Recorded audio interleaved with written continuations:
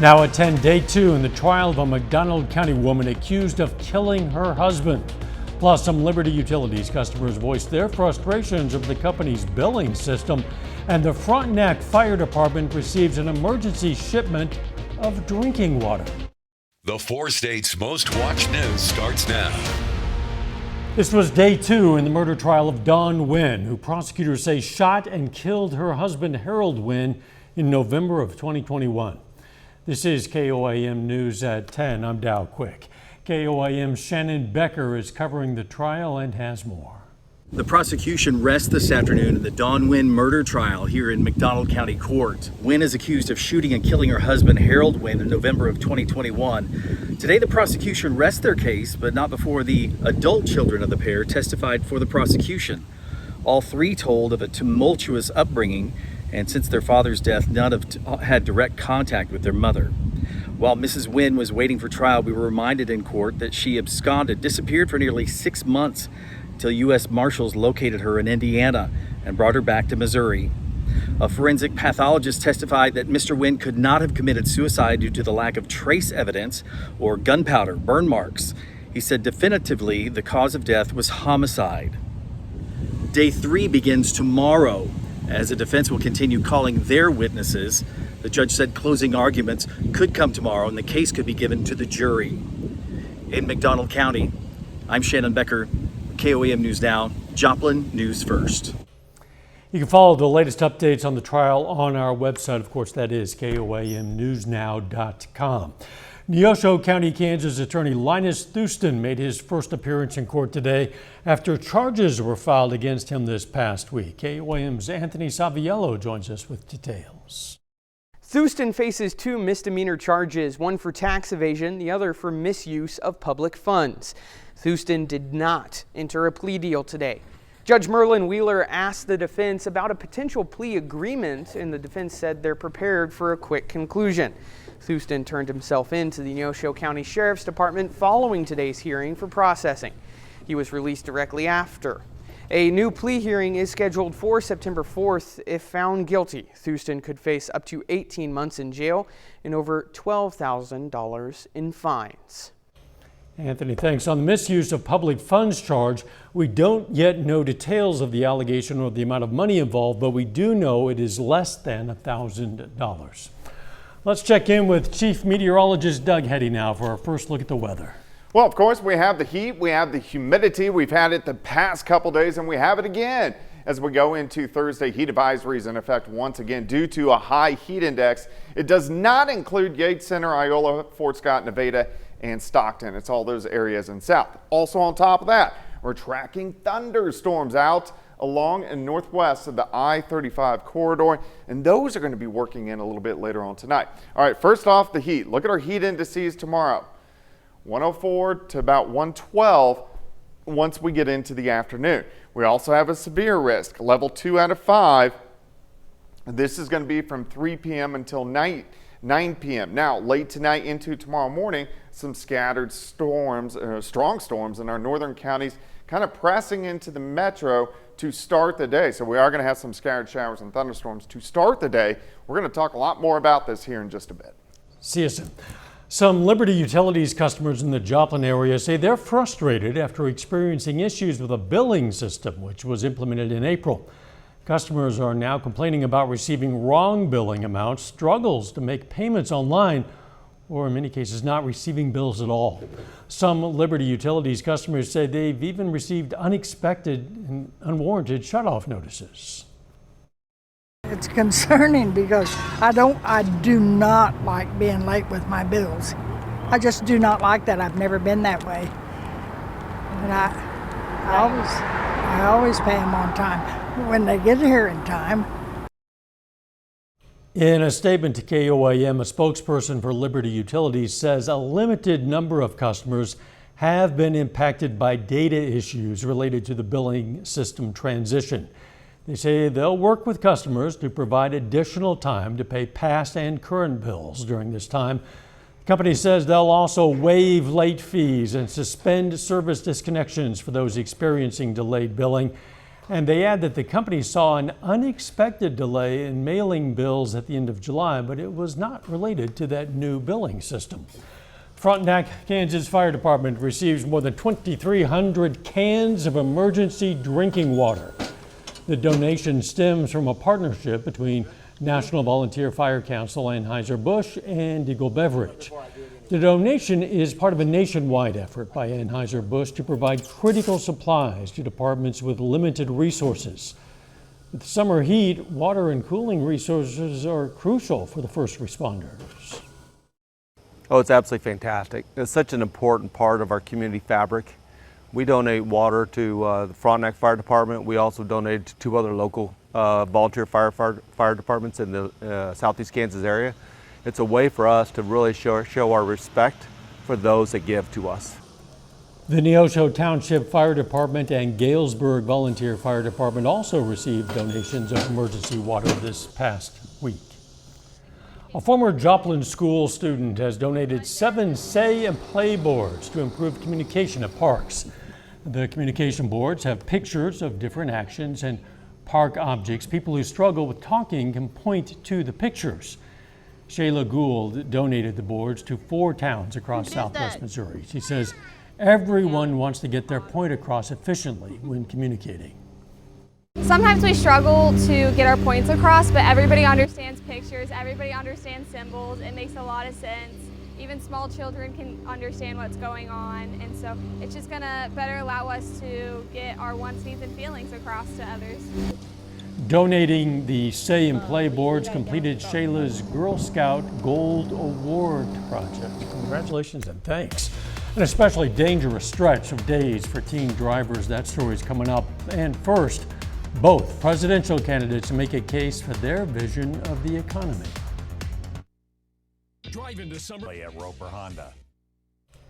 Former President Donald Trump returned to the campaign trail in the battleground state of North Carolina this afternoon, while his running mate visited Michigan. Both presidential campaigns are expected to focus on the economy this week. Natalie Brand has the latest. As the presidential race tightens a little more than 80 days from the election, the economy is a focal point for both campaigns this week. From the day I take the oath of office, we will rapidly drive prices down and make America affordable again. At a rally in Asheville, North Carolina, former President Donald Trump highlighted his proposals to eliminate federal taxes on Social Security, and he's calling for no taxes on tips, which the Harris campaign is also now proposing. And we will do something else which was copied, viciously, ruthlessly copied. No tax on tips, okay? You know, if they wanted to do that, why didn't they do it 3.5 years ago? A new report out Wednesday put the annual inflation rate at 2.9% in July, the first time it's been under 3% since 2021. The Biden administration says the momentum is in the right direction. The second message from today's report is that while the trend is our friend, our work is far from done. On Friday, Harris will also travel to North Carolina to unveil her own economic plans ahead of the Democratic National Convention next week. The campaign says the remarks will discuss tackling inflation and outline a plan to take on corporate price gouging. I think we need a new, clean, crisp agenda. It's got to be more than just being against somebody else. It has to be looking at what are we moving towards. On Thursday, Harris joins President Biden in Maryland for their first joint appearance since he dropped out of the race. Trump will head to Bedminster, New Jersey to host another news conference. Natalie Brand, CBS News, Washington. In what might be a further hint of what's to come in Vice President Harris's economic speech Friday, her running mate, Minnesota Governor Tim Walz, says he thinks the government should institute paid family and medical leave. It's time for students to start heading back to school. For some districts in the area, that's going to happen next week. But for kids in Frontenac, Kansas, well, today was the day to finally go back to the classroom. And with the return of school comes the return of busier roadways in the morning and the afternoon. The Frontenac Police Department is encouraging drivers to slow down ahead of school zones and to practice safe driving as a reminder for the beginning of the school year. You know, according to AAA, the stretch of time between Memorial Day and Labor Day often sees an uptick in traffic-related fatalities, especially involving teen drivers. More than 7 people per day die in crashes during those most dangerous 100 days on average. Speeding, texting, and driving under the influence tend to be common causes of car crashes. Officer Travis Bowman says it's important for parents to emphasize driving safety to their children. Your students and children or whomever are going to emulate the behaviors that they feel are accepted. And if we show them that certain behaviors are dangerous and we support that by the way we act, what we do, and we instill, proper behavior when behind the wheel. To combat dangerous driving situations, the Pittsburgh Police Department partners with KDOT to emphasize the importance of driving safety. The Joplin History and Mineral Museum has a program specifically for keeping teen drivers safe. First Impact, as it's called, is a free 60 to 90-minute program. It's designed to introduce teens and their parents to the risks new teen drivers face. The program also provides parents with the tools to monitor, coach, and support their teen drivers. Trying to get them on the road, it helps decrease their anxiety because they can talk about things. They are on the same page. They know what's expected of them. They're not going in blindly trying to figure out, well, what are they going to be doing whenever they go behind the wheel and I'm not there to help guide them. So, parents who'd like to sign up their teen drivers for First Impact can just go to our website. You know what that is, KOAMnewsnow.com. You'll find a link to that information. A little bit later, some dogs in Pittsburgh found a way to cool off and, boom, make a splash on a hot summer night. Plus, you're going to need it because it's going to be another hot one tomorrow, but also some thunderstorms. We're going to look at that coming up. Entertainment destination.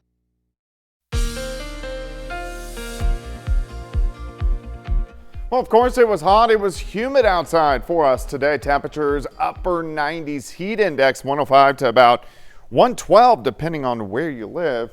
It looks pretty good right now. Nice shot of our Indigo Sky Casino and Resort. Indigo is just outside of Seneca, Missouri. All right, heat advisory is in effect once again for us tomorrow. It does not include Yates Center, Iola, Fort Scott, Nevada, over towards Stockton Lake, but everybody south of that. And this is due to those heat indices, again, 105 to about 112 across the region as we get into tomorrow afternoon. But look at this on Friday. Still bad, but they come down a little bit. Heat indices kind of in the lower triple digits, which is at least a little bit better. All right, scattered thunderstorms to start your day. 90 by noon, 94 by 4. High temp 96. Thunderstorms again late in the afternoon. Some of those could be strong to severe. A level 2 out of 5. And this is mainly Fort Scott, Pittsburgh, Joplin, Nevada, Lamar, Carthage, and Neosho points east. Timing 3 p.m. to about 9 p.m. Main threats, hail and wind. We do have a low tornado threat, so we'll at least keep our eyes on that as we get into tomorrow afternoon. First off, thunderstorms will start to creep in after midnight. Yates Center, Iola, Chanute, over toward Fort Scott. Some of these could pack a punch. Some of these could be strong to severe. Main threat, gusty winds, large hail. This will be in our northern counties tonight, late tonight, so a little bit loud. They weaken as they push toward that I-44 corridor, so Pittsburgh, Joplin, Miami, Carthage, Neosho by morning. But we are going to start the day with scattered showers and thunderstorms and then kind of fall apart by noon. But we stay in the 80s all morning due to those mid and upper level clouds from those showers and storms. We should get 2 or 3 hours of sunshine during the afternoon, pop us into the mid 90s. Strong to severe thunderstorms develop along the I-44 corridor and push east. So along and south of I-44, here's 6 p.m. Let's go to 7 p.m. Still strong to severe thunderstorms. And then finally by 10 or 11 o'clock tomorrow evening, those are gone. So a lot to watch for us tomorrow. Still very warm out there. Look at this.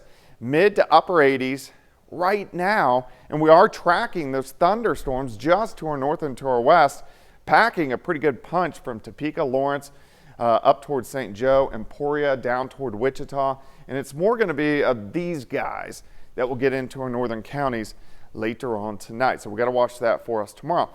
And then not just tomorrow, but even Friday night, we have more storms. Now we'll start Friday looking pretty good.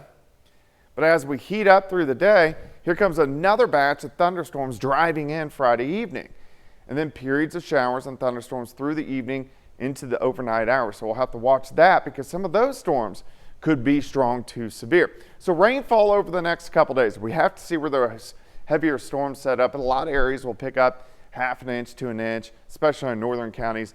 We'll pick up even higher amounts. All right, an alert day for you Thursday due to the heat index 105 to 112 again. Also that low severe threat. Thunderstorms creep in Friday evening, should be out by Saturday. A few hit and miss storms Sunday and Monday, but I do want you to notice the temperatures.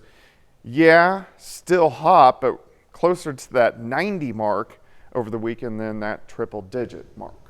It makes a difference. It does make a difference. It's still hot, but it's Yes. better. Thanks, Doug. You bet. Still ahead, the Joplin Outlaws face the Abilene Flying Bison in the Mid-America League Championship. And Pitt State women's soccer holds its first official team practice. John Dales has those stories and more coming up next. Wade's RV is proud to sponsor care.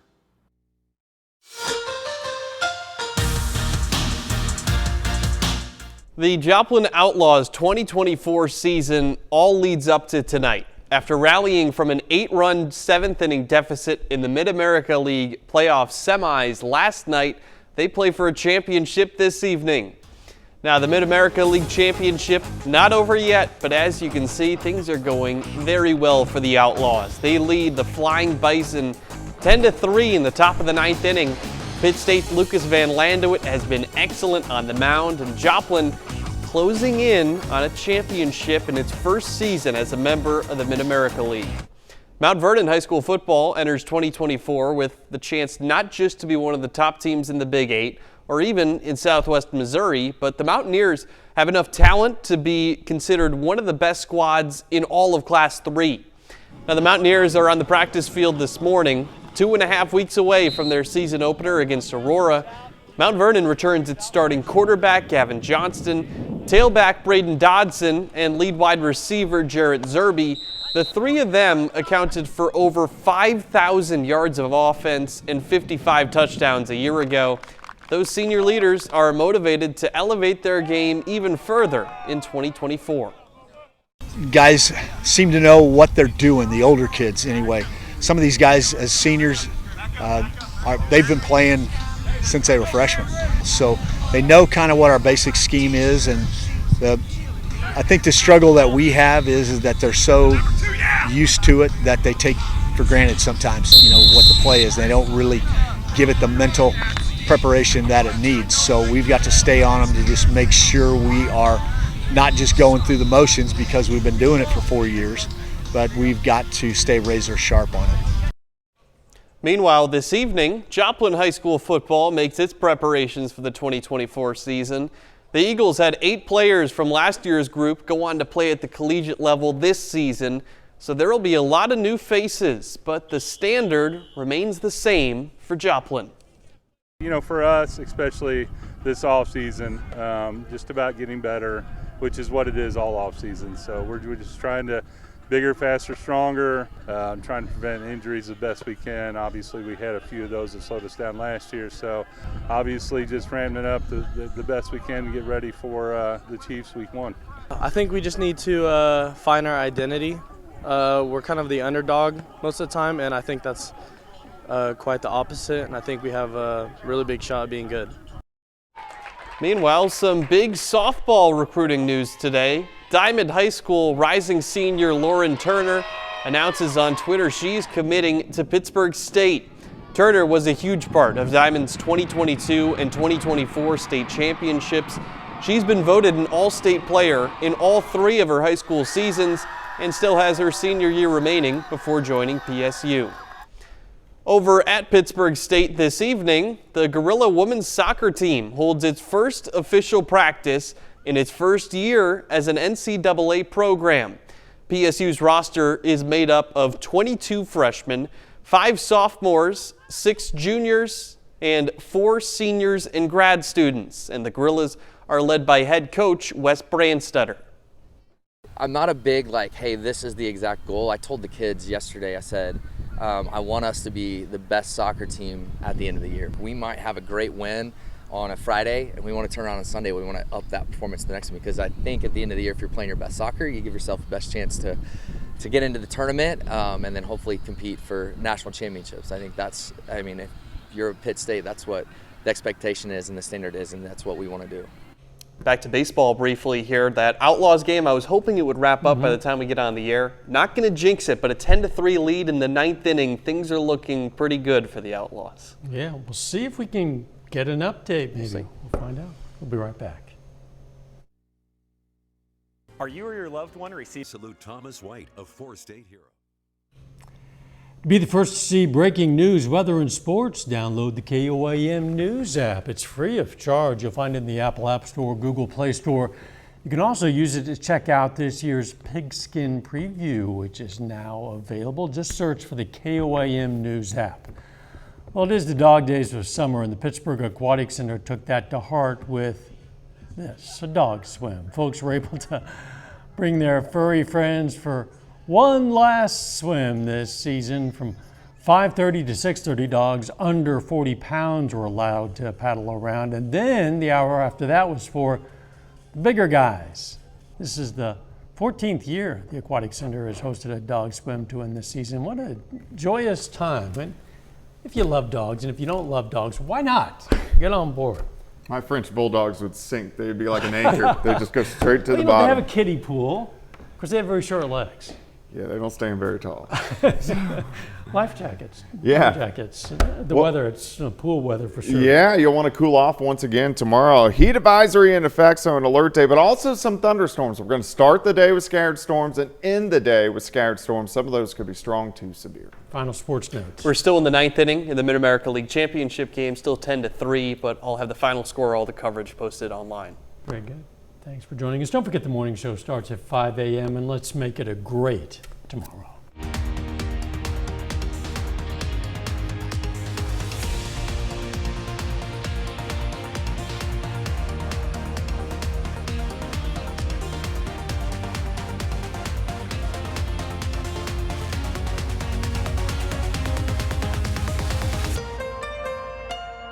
Closed captioning